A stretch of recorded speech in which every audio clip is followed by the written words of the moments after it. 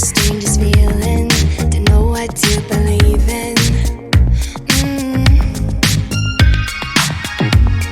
Cause every time you touch me, I can't control my body. 아홉 번째 시간으로 한국의 목조 주택에 대해서 알아보겠습니다.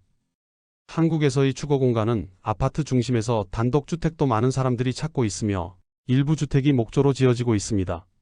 목조 주택은 자연 친화적이며 공간 활용이 용이합니다. 과연 목조 주택이 한국에서 최적의 주택 형태인가?에 대해서 알아보기로 하겠습니다.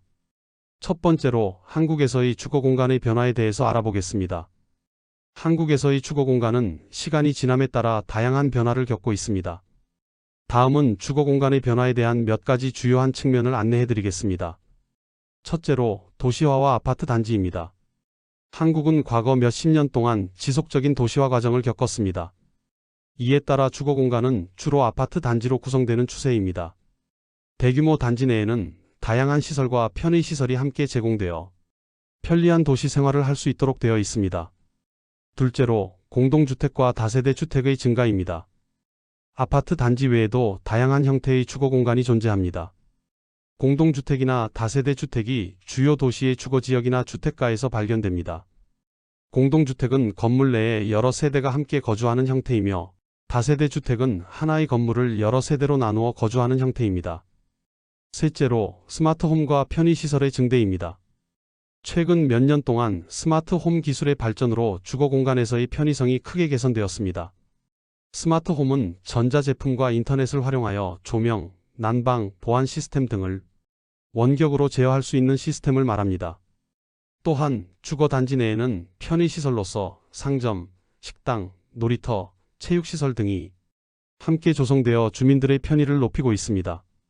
넷째로 소형주택 및 공유주거 공간이 늘어나고 있습니다.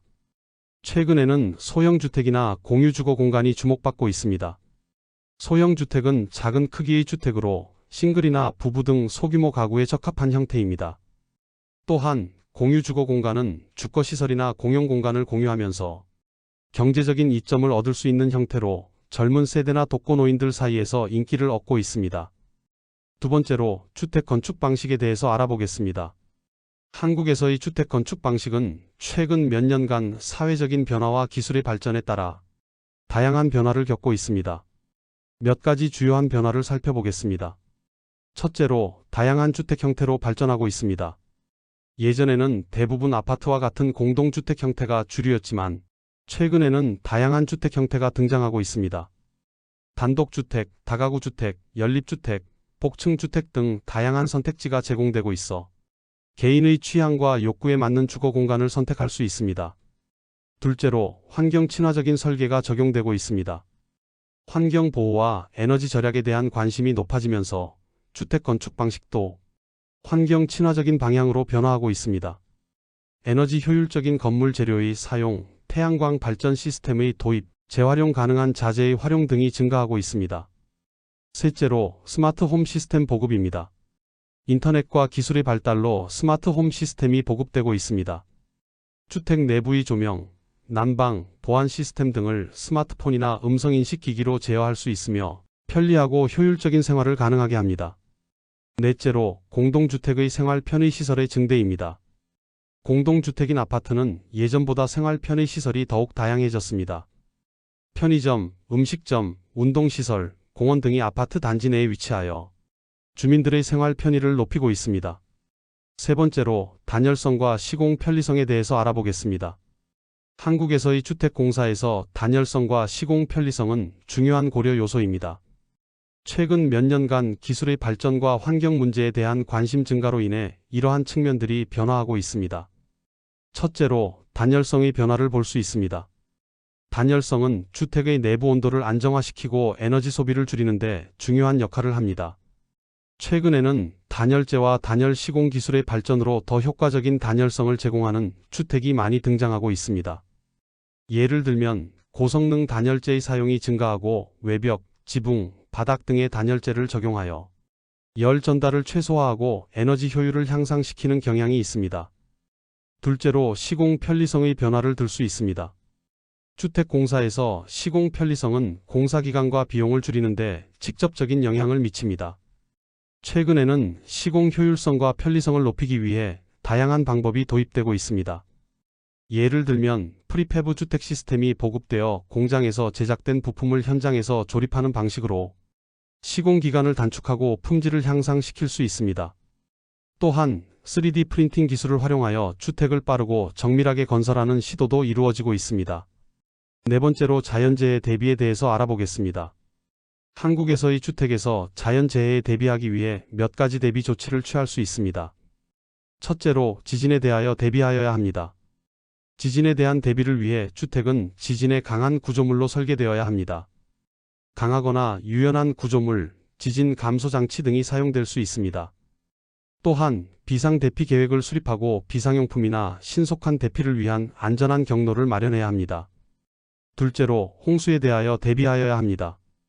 홍수가 발생할 수 있는 지역에 위치한 주택의 경우 높은 곳에 주택을 건설하거나 홍수에 강한 구조물을 사용하여 대비할 수 있습니다. 또한 비상용품과 비상대피 계획을 마련하고 홍수경보 시스템을 설치하는 것이 중요합니다. 셋째로 태풍에 대하여 대비하여야 합니다. 태풍에 대비하기 위해 주택은 강한 비바람에 견딜 수 있는 구조로 설계되어야 합니다.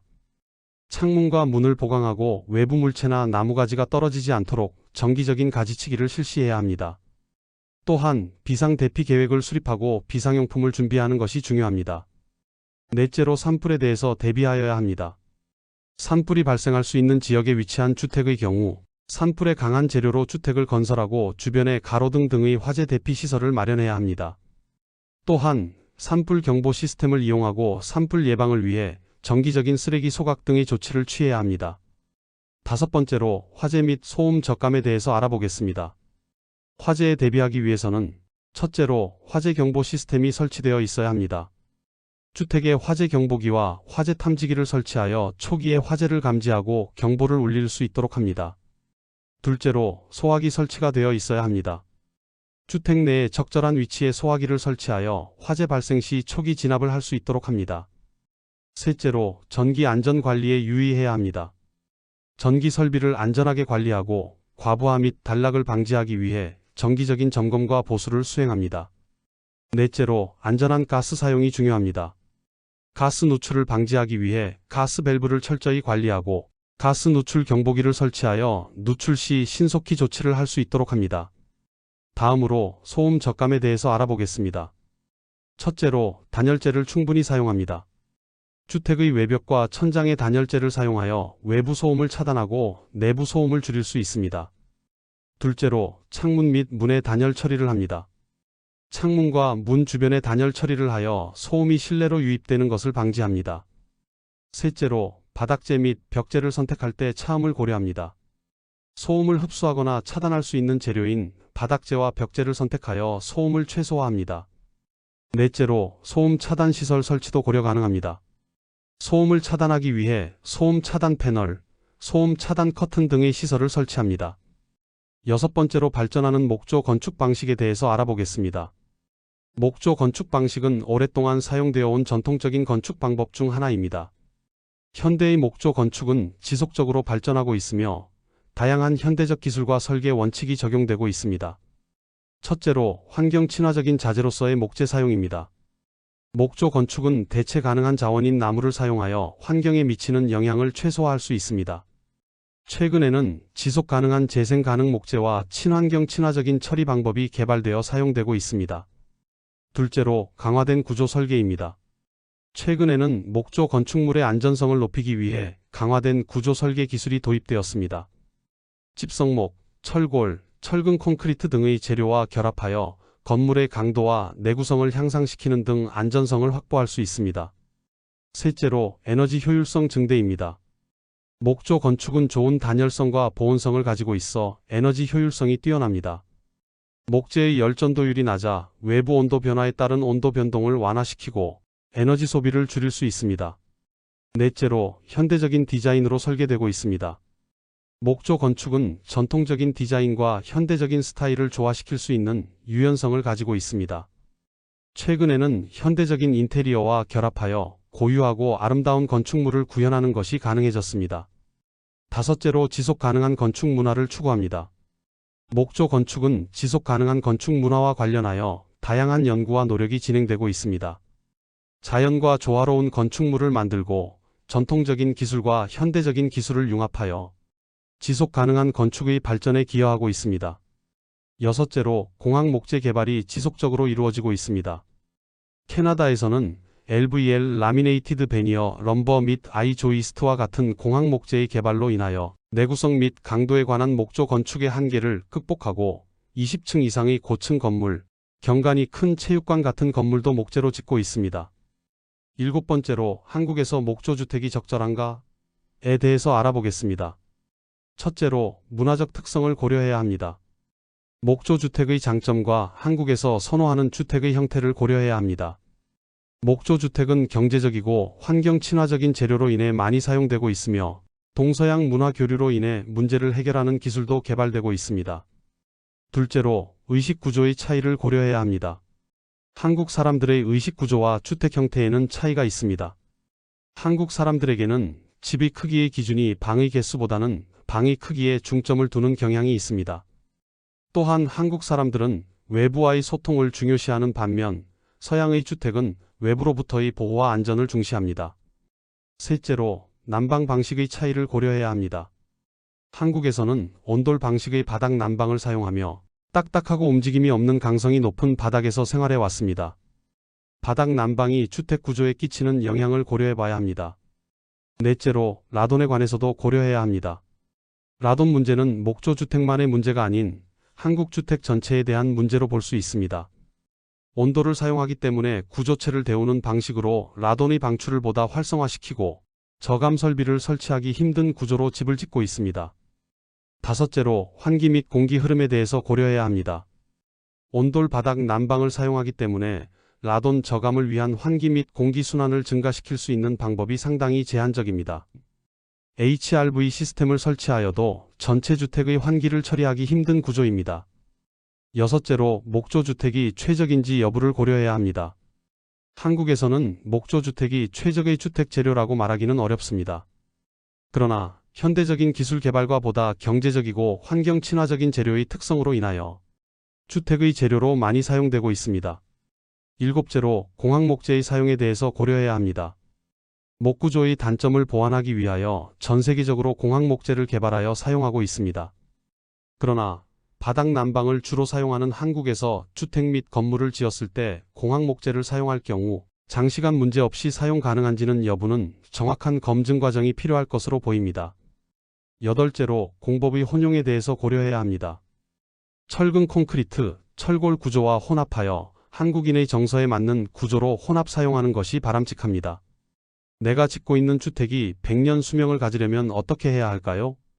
경제성만 확보한다면 목조주택이 한국 환경에서 적합할 것입니다.